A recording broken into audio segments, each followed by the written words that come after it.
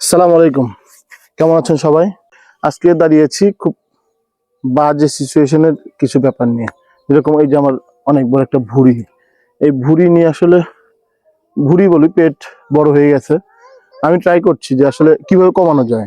প্রতিদিনই চিন্তা করি যে সকালে উঠে আমি এটা এক্সারসাইজ করব, একটা শেপে আসার, যেহেতু আমি ক্যামেরার সামনে বারবার আসি।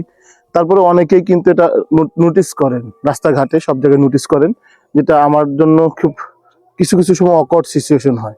অনেকেই পেটে হাত দেন যে এত বড় হয়ে যাচ্ছে কেন, কিংবা এটা কি হইলো, মানে এমন কেন, মানে হাট বাজার সব জায়গাতেই যে কেউ নোটিস করেন। পেটটা তো আসলে আমার, আমি বহন করি।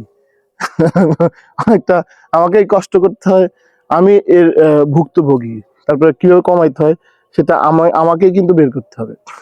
আপনি আসলে ভুঁড়ি কমানোর জন্য কতদিন কম খেয়েছেন, আপনি কতটা পরিশ্রম করেছেন? আমার মনে হয় আমার আশপাশে 2-3 গ্রামের ভিতরে আমি শুধু চেষ্টা করে গেছি যে কেমন করে কমানো যায়।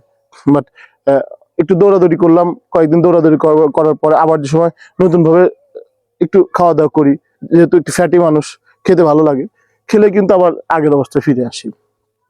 তো এটা বাই প্রসেস চেষ্টা করছি কিভাবে কমানো যায়। আর যারা আমার এই ভিডিওটা দেখবেন, এরপর থেকে আসলে শরীর টাচ করে কোনো ধরনের ইয়ার্কি ফাজলামি করবেন না। এটা আমার জন্য খুবই মারাত্মক একটা ইরিটেশনের ব্যাপার। মানে আমার খুব খারাপ লাগে যে কেউ আমাকে ভুঁড়ি কিংবা আমার শরীর টাচ করে কোনো ইয়ার্কি করতেছে। আজকের পর থেকে আসলে কেউই করবেন না। আশা করি যে বুঝতে পেরেছেন। আর আমি আমার জায়গা থেকে ট্রাই করে যাবো যে আসলে কিভাবে কমানো যায়। ভালো থাকবেন। আসসালামু আলাইকুম।